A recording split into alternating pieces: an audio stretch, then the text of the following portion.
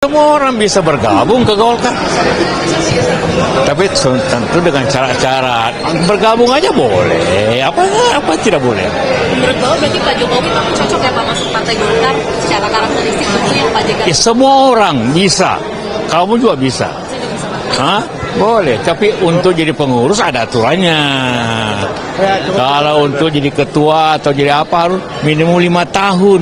Ya, itu tadi teman-teman tanggapan dari Yusuf Kalla ketika menanggapi isu Jokowi akan masuk Partai Golkar dan diusulkan menjadi ketua umum. Berikut ini tanggapan-tanggapan dari masyarakat tentang pernyataan Yusuf Kalla tersebut. Ya itu kan begini, makanya ini harus konsisten. Pak JK ini kan nggak konsisten. Dia sendiri kan aturan ada Dewan Masjid itu misalnya 2 kali, dia 3 kali. Pasal 11. Ini terabas juga pasal-pasal itu. Jadi kalau untuk orang lain dia ngomong tidak boleh, untuk dirinya boleh. Waduh. Nah ini bahaya sekali kalau figur-figur politik, elit politik kita seperti ini. Harus konsisten. Siapa yang nggak konsisten, Bang? Ya Pak JK tadi. Pak JK Kak Ucu. Iya, yang mulia Duta Besar gimana melihatnya nih? Ya, memang di era reformasi tidak sedikit ya dari Partai Golkar juga masuk ke PDIP ya. Cuma pada saat itu saya nggak tahu apakah di PDIP itu ada aturan bahwa mereka harus melakukan internalisasi dulu di dalam PDIP baru kemudian bisa menjadi caleg atau mungkin Bung Zulfan juga bisa menjelaskan itu. Karena beliau kan juga dulu di PDIP. Iya. Jadi gini Pak Presiden, Pak Wapres, sebenarnya kan pamungkasnya kan ada. Jadi institusi atau lembaga tertinggi pengambilan keputusan di semua partai ada pada Munas, Kongres, Muktamar. Jangankan menentukan orang masuk partai, di situ ADRT bisa diubah-ubah. Betul. Jadi kembalikan ke situ demi kebutuhan misalkan. Nah kalau bicara tentang Golkar itu. Tapi di Golkar kan tetap keputusan tertinggi di Munas kan? Di Munas, Iya. apapun di situ bisa dibuat. Dan Bukan di Yusuf Kalla. Dan di situ juga bisa dibuat sedemikian rupa. Apa itu? Ya. Jadi ADRT memberi ruang untuk itu. Ya. Kalau kita bicara tentang Golkar itu di ADRT anggaran rumah. Saya ini 8 tahun. Sekjen. Pak Presiden jadi sekjen. Jadi ini agak paham dikit lah. Agak panjang itu. Lintas ketum ini ya. Lintas ketum, 3 ketua umum. Nah, jadi di situ jelas. Kalau kita bicara tentang anggota, ada anggota biasa, anggota kehormatan, dan ada kader. Nah, sebenarnya ada orang bisa jalur anggota kehormatan langsung. Apa salah pertimbangannya? Salah satu adalah yang bersangkutan dianggap sudah punya peran untuk memajukan Golkar. Nah, kalau kita bicara tentang Jokowi, Prof, ya, ini ada jalannya. Lembaga survei mengatakan sekarang, dan saya kira Menteri Agama bisa jelasin bahwa apa yang dicapai oleh Golkar hari ini pada pemilu 2024 dengan prestasi dari 85 yang diproyeksikan akan menjadi 112. Di samping tentu mengkapitalisasi prestasi-prestasi politik ketua umum dan seluruh menteri-menteri yang ada Pak Luhut, ada Pak Bahlil, ada Agus, ada siapa di situ semua di dalam. Tetapi kan juga ada pengaruh Pak Jokowi. Nah ini diakui. Nah kalau itu dianggap maka aturan Golkar ADRT mengatur bahwa DPP di dalam rapat plenonya bisa memutuskan mengangkat Pak Jokowi sebagai anggota kehormatan. Dan satu lagi, pengusung utama Gibran menjadi wakil presiden Prabowo itu Golkar. Harusnya semua kredit itu otomatisnya harusnya Pak Erlangga nambah 1 periode lagi dong dengan segala kesuksesan itu dong. Nah, di sini Iya kan? persoalan. Pak Mensesnek. Ya enggak? Di sini Kenapa harus Pak Jokowi masuk dalam juga jadi variabel? Di sini persoalannya karena Golkar ini kan partai go public. TBK. Jadi bisa saja berdinamika seperti itu, tapi kita tunggu di ujungnya. Nah di dalam Menteri Agama juga kan nanti akan amal soleh itu lihat pada akhirnya. Walal akhiratu khairul laka minal ula. Wala sawfa yu'tika Rabbika rabbuka fatarudha. Jadi nanti pada senang-senang semua pada akhirnya. Jadi saya kira ini yang harus kita lihat. Jadi Ya BIN ini tadi paten tentang JK. Ini rapat mirip-mirip majlis taklim.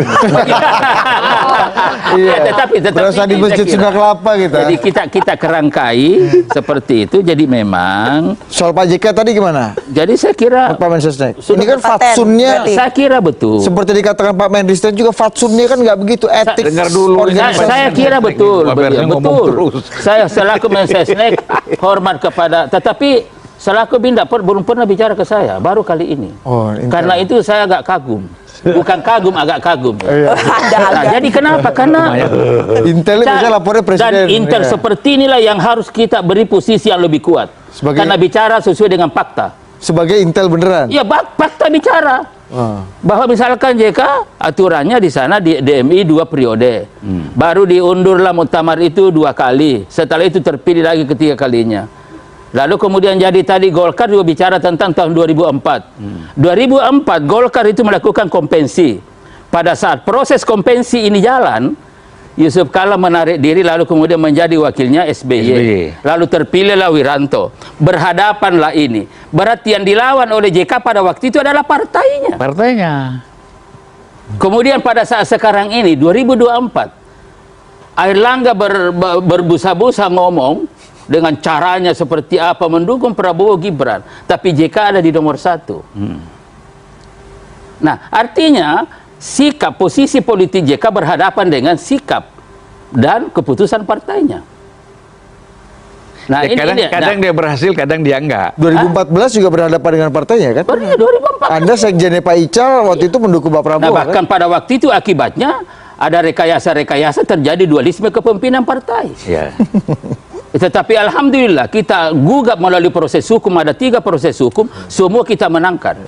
Oke, gimana? Ini jadi saya kira ini semua fakta-fakta politik, dan sekali lagi saya hormat kepada Kepala BIN. karena betul-betul Intel yang paling jujur karena bicara sesuai dengan Emang ada Intel yang nggak jujur? Nah, kan presiden yang lebih paham. Oh, iya, Saya kan terbatas. Karena ada Intel yang jujur, maka Anda cocok jadi ketum Golkar.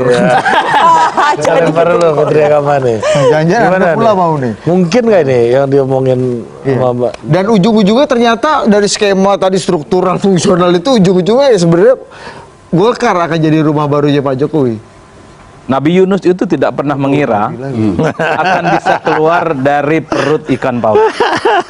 Nabi Musa itu tidak pernah bisa membayangkan laut di depannya itu bisa terbelah 2. Nabi Ibrahim itu tidak bisa pernah membayangkan di tengah panasnya api bisa hidup dan api itu bisa jadi dingin. Jangankan Pak Jokowi jadi Ketua Umum Golkar, keajaiban-keajaiban lain di dunia ini sudah banyak secara faktual. Itu gampang. Apa yang bisa kita bayangkan dengan ini semua? Pak Jokowi dengan PDIP 20 tahun romantismenya selesai di 2024. Apalagi ini sudah mulai banyak puji-puji nih. Dari kepala BIN puji-puji, Mensesnek puji-puji, Pak Jokowi punya kontribusi besar secara fungsional kepada Partai Golkar. Dan jangan lupa Menteri Agama sudah istiqoroh. psikologi politik. Bahwa Pak Jokowi sebenarnya kalau memang berminat, Golkar pun kelihatan cukup ahlan wa sahlan membuka hati selapang-lapang. Ya marhaban. Ya, marhaban ya Pak Jokowi. Kan itu Pak secara eksplisit. Pak Erlangga ngomong akan diberikan posisi terhormat, akan senang kalau menjadi bagian dari Golkar. Cuman yang menjadi tanda tanya adalah posisi Pak Jokowi apa? Apakah Dewan Istimewa-Istimewa itu atau apakah ketua umum partai? Kan itu yang menjadi pertanyaan. Itulah yang sebenarnya menurut saya kalau Pak Jokowi memang minat untuk menjadi bagian dari Golkar, tinggal didiskusikan teknisnya gimana. Apakah syaratnya perlu apa yang disampaikan oleh Pak JK? Harus 5 tahun jadi anggota dan kader. Itu kata Bang Idrus, selesai. ADART bisa diubah di keputusan tertinggi seperti Munas, Kongres, Munaslup, dan seterusnya. Dan sangat kelihatan sejumlah elit Golkar, elit terasnya, sangat kelihatan juga tertarik ingin menjadikan Jokowi menjadi bagian dari mereka. Tapi ketika angka Tapi Golkar, saya potong dulu. Karena begini ceritanya Pak, kalau mendapatkan Pak Jokowi di Golkar, Presiden ini diam dulu, ibarat Pak. Potong. sekali dayung 2 pulau terlampaui. Pak Jokowi dapat, Mas Gibran juga dapat sebagai wakil presiden. Oke, silakan Pak Kepala Bin. Jadi begini gimana Pak? Kita lanjutkan usai jeda berikut. Ya, itu tadi teman-teman beberapa tanggapan tentang pernyataan Yusuf Kalla ketika ada isu Jokowi akan masuk Golkar dan menjadi ketua umum. Buat teman-teman yang mempunyai tanggapan lain silahkan tulis di kolom komentar ya. Dan jangan lupa dukung channel ini dengan cara tekan tombol subscribe. Sekian dan terima kasih.